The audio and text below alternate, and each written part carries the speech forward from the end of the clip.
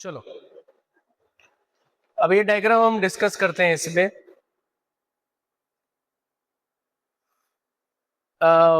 Resource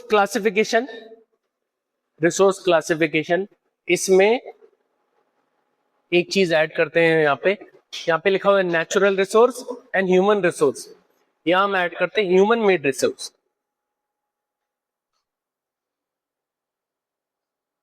यहाँ पे हम ऐड करते हैं ह्यूमन मेड।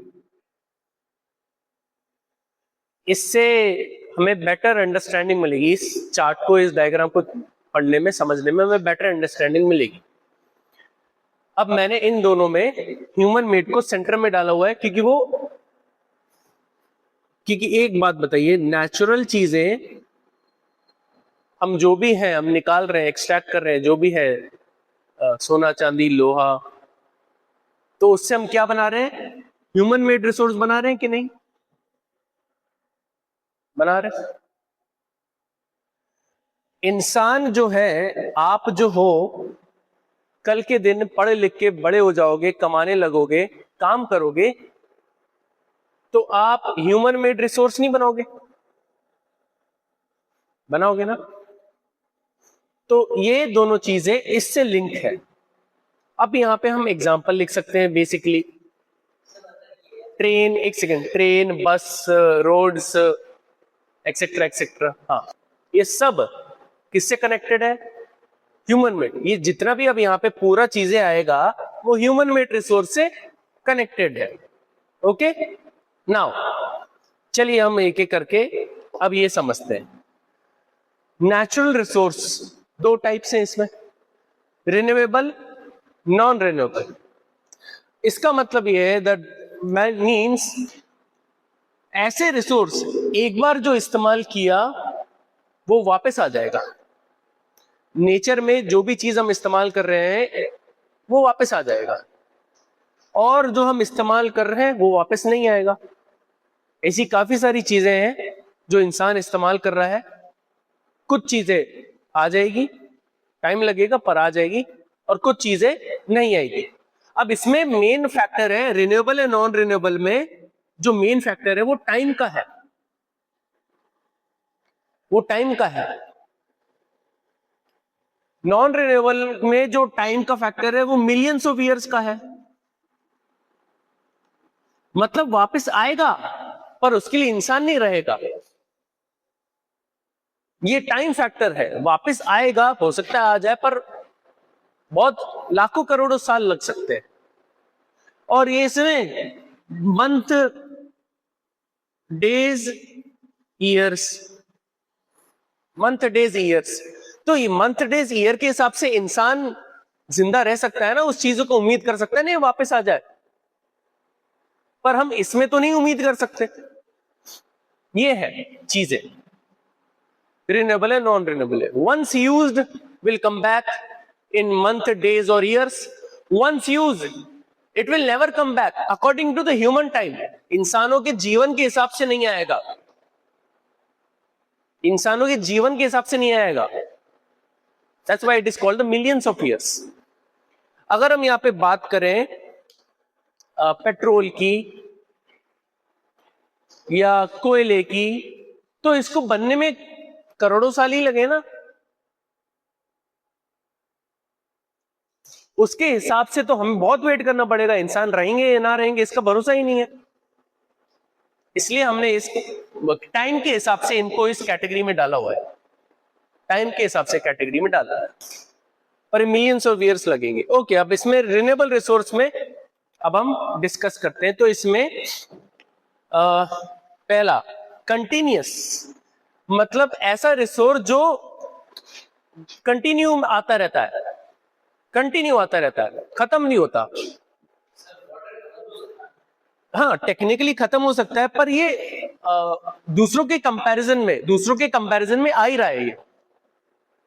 जैसे कि अभी हम डिस्कस कर रहे थे कि नमक का पानी हम इस्तेमाल नहीं कर सकते, पर नेचर हमारे लिए फिल्टर करके दे रहा है। धूप पड़ती है नमक के पानी में, नमक का वो पानी, वो ओशन वाटर ऊपर होके क्या बन जाता है? बादल बन जाता है, और बादल बरस जाते हैं। हमें मिल जाता है ताजा पानी। बारिश का पानी ही सबसे बड़ा सोर्स है हमारा रिन्यूएबल वाटर का। इंसान तो खत्म हो जाते हैं अगर जिस हिसाब से हम इस्तेमाल कर रहे हैं, बर्बाद कर रहे हैं, और जिस हिसाब से हमारी पॉपुलेशन है, पानी तो खत्म हो जाए अगर बारिश ना हो तो।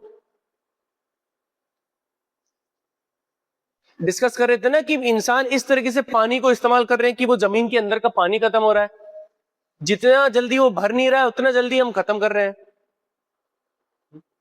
चलो फर्दर डिस्कशन। तो यहाँ पे रिन्यूएबल है, नॉन रिन्यूएबल, इसमें कंटिन्यूस हवा, पानी और एक और सनलाइट, ये कंटिन्यूस में आ गया। हवा, पानी, सनलाइट, ये कंटिन्यूस में आ गया। तो इसका हम इस्तेमाल कर रहे हैं, पीने के लिए इस्तेमाल कर रहे हैं। हवा का हम कैसे इस्तेमाल कर रहे हैं? बिजली बनाने के लिए इस्तेमाल कर रहे हैं। सन का हम कैसे इस्तेमाल कर रहे हैं? एग्रीकल्चर के लिए, बिजली बनाने के लिए, है ना, बीच पे लेट के वो सोना लेने के लिए। सनलाइट का हम इससे इस्तेमाल कर रहे हैं। तो ये कंटिन्यूस है, कंटिन्यूस है। और सेकंड रिन्यूएबल में biological, plants, animals, forest, wild life, chapter number 2। Flora and fauna biological चीज है ना। हम इंसान, सब इंसान, मैं बोला ना सब इंसान के लिए है, सब ह्यूमन मेड के लिए। तो जंगल का, फॉरेस्ट का और जानवरों का हम इस्तेमाल कर रहे हैं, ये बायोलॉजिकल है। तो ये भी रिन्यूएबल में है, क्योंकि हम पौधे वापस लगा सकते हैं, पौधे फिर से सालों में उग जाएंगे, जानवर फिर सालों में और पैदा हो जाएंगे, है ना, या महीनों में। जैसे मुर्गियां हैं, मुर्गियां महीनों महीनों में बड़ी हो जाती है, 3 महीने में बड़ी हो जाती है। ओके, सो ये आपका यहाँ पे पूरा नेचुरल रिसोर्स डिस्कस क्लियर है। नॉन रिन्यूएबल में आते हैं, जो मिलियंस ऑफ ईयर्स लगेंगे। इसमें इंसान 2 कैटेगरी है, रिसाइकेबल एंड नॉन रिसाइकेबल। मतलब एक बार हमने चीज क्या है नॉन रिन्यूएबल में, एक बार हमने धरती से निकाला, एक बार ये खराब हुआ, बर्बाद हुआ या खत्म हुआ, तो ये इसको बहुत करोड़ों साल लगेंगे आने में। तो इसमें रिसाइकेबल एंड नॉन रिसाइकेबल है, रिसाइकल कर सकते हैं। जैसे कि ये टेबल बना ली है, टेबल बनी है आपकी लोहे से, metals, gold, silver, iron, steel, copper. Steel तो खैर एलॉय है, पर still it counts as a metal. जितनी भी चीजें हैं, हमने एक चीज बना दी, एक चीज बना दी। अब कभी फ्यूचर में और दूसरा इस्तेमाल करना हो तो उसको लो, वापस से कुछ तोड़ मरोड़ करो और बना दो। हमने यहाँ पे एग्जाम्पल पढ़ा था ना वर्ल्ड वॉर 2 का। वर्ल्ड वॉर 2 में क्या किया था, स्कूल की बेंचेस थी लोहे की, उसकी बेंचेस को वो लेके गए, पिघलाया, गन बना दी, टैंक बना दिया और प्लेन बना दिए, क्योंकि लोहे की कमी थी ना। रिसाइकेबल। आज के दिन अगर ये मान लेते हैं तुम्हारी जो बेंचेस है ये बिकने के लिए चली गई, ये खराब हो गई, लकड़ी वकड़ी खराब हो गई, थोड़ी जंग लग गई, ये चली गई, वापस जाएगी भट्टी में। इसको लोहा जितना भी खराब हो गया उसको हटा दिया, जितना भी बच सकता है उसको बचा लिया और कुछ और बना दिया। रिसाइकेबल। तो recycle is a good practice. Non renewable resource को बचाने के लिए रिसाइकल बहुत अच्छी प्रैक्टिस है। और नॉन रिन्यूएबल, नॉन रिसाइकेबल, इसको रिसाइकल कर सकते, इसको नहीं कर सकते। ये इसमें अगेन फॉसिल फ्यूल्स आ गए। फॉसिल फ्यूल्स, कोयला, petrol, crude oil. Crude oil में ही मतलब पेट्रोल, डीजल, केरोसिन सब आ गया, पर हाँ एक बार इस्तेमाल किए वापस नहीं आना। फॉसिल फ्यूल्स है, ठीक है। अब चलिए इस पे आते हैं, ह्यूमंस पे आते हैं। ह्यूमंस पे आते हैं तो ह्यूमन में यहाँ पे ये चीज दी हुई है, structural and institutional and quantitative and qualitative. ये थोड़ा सा कंफ्यूजिंग हो सकता है आपके लिए। अगर मैं इसको सिंप्लीफाई करूं, if I simplify this for you guys, इंसान अगर रिसोर्स बनने में क्या क्या चीजें चाहिए? एजुकेशन चाहिए, ट्रेनिंग चाहिए, स्किल्स चाहिए, जॉब करने के लिए जगह चाहिए, प्लेस टू वर्क, और कोई जॉब देने वाला चाहिए। तो ये चीजें इसमें ही बता दी गई है। जैसे कि क्वांटिटी क्वांटिटी क्वांटिटी रिफर किए गए पॉपुलेशन को, इसको मैं मिटा देता हूं, कंफ्यूजन हो जाएगा। इसमें इस सब में जो क्वांटिटी है, क्वांटिटी किसको रिफर किया गया है? पॉपुलेशन को।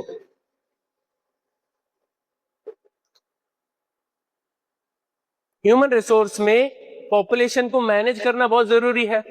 अगर हमारे भारत की हम बात करें, जैसे जैसे पॉपुलेशन बढ़ती जा रही है वैसे वैसे क्या हम सबको ह्यूमन रिसोर्स बनाने में सक्सेसफुल हो पा रहे हैं? नहीं हो पा रहे, और हो भी नहीं सकता। सबको जॉब दे पा रहे? नहीं दे पा रहे। सबको एजुकेशन मिल पा रहा है? नहीं मिल पा रहा। क्वांटिटी में, क्वालिटी में वो आ गया, क्वालिटी में आप कितने अच्छे पढ़े हो, एजुकेशन कितना अच्छा है, स्किल्स कितना है, मतलब मैं ओवरऑल मैंने बताया था, बस मैं अपने इससे रिलेट कर रहा हूं।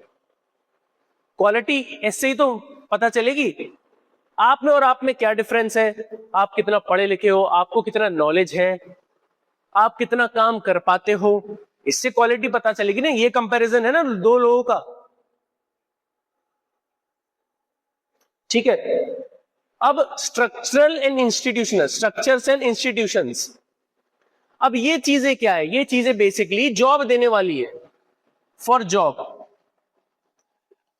ये जॉब वाली चीज है। इंस्टीट्यूशन क्या है? जहां पे हम काम करते हैं। और स्ट्रक्चर्स क्या है? मतलब फॉर्मल सेक्टर है, इनफॉर्मल सेक्टर, मतलब कोई प्राइवेट कंपनी में काम कर रहा है, कोई सरकारी कंपनी में काम कर रहा है, ये चीजें हैं, ये चीजें हैं, है ना। इंसान जो है एक बार जब ह्यूमन रिसोर्स बन गया, ह्यूमन रिसोर्स जब बन गया तो फिर वो जॉब करेगा कहीं ना कहीं, कहीं प्राइवेट में करेगा, कहीं उसमें करेगा, गवर्नमेंट में करेगा, तो स्ट्रक्चर आ गया। और इंस्टीट्यूशन, उनको ही इंस्टीट्यूशन बोला गया ना। मैं जैसे कि मैं पढ़ा रहा हूं, या तो मैं प्राइवेट स्कूल में पढ़ा लूंगा या तो गवर्नमेंट स्कूल में पढ़ा लूंगा, दोनों का काम तो एक ही है ना। तो ये, और क्वालिटी एंड क्वांटिटी, अगर मान लेते हैं कि टीचर की कमी है तो मेरी जॉब को खतरा है कि नहीं? नहीं है। अगर टीचर की कमी है हमारे भारत में, डॉक्टर की कमी हमारे भारत में, सुनना, तो क्या उनकी जॉबों को खतरा होगा? बिल्कुल नहीं होगा। लेकिन एट द सेम टाइम बहुत सारे टीचर हैं, बच्चे 100 हैं, टीचर 1000 है, किसको जॉब मिलेगी? 10 लोगों को जॉब मिलेगी, सिर्फ 10 लोगों को या 5 लोगों को जॉब मिलेगी। 20 बच्चों पे एक टीचर होता है, कुछ ऐसा रेशियो होता है, गड़बड़ नहीं आ जाएंगे कुछ लोग? तो ये चीजें हैं। इसलिए तो इंजीनियर पढ़ लेते हैं लोग, कितने इंजीनियर का कितना क्रेज आया था इंजीनियरिंग का। हर कोई इंजीनियरिंग कर रहा है, चपरासी का बच्चा भी इंजीनियरिंग कर रहा है, वॉचमैन का बच्चा भी इंजीनियरिंग कर रहा है, किस उम्मीद में? कि जॉब मिल जाएगी, बच्चा हमारा कमा लेगा, हमारी गरीबी मिटाएगा। पर इतने दम से इंजीनियर पैदा हुए, तब लॉन्च हुए मार्केट में, कि जॉब ही नहीं मिल रही है उनको।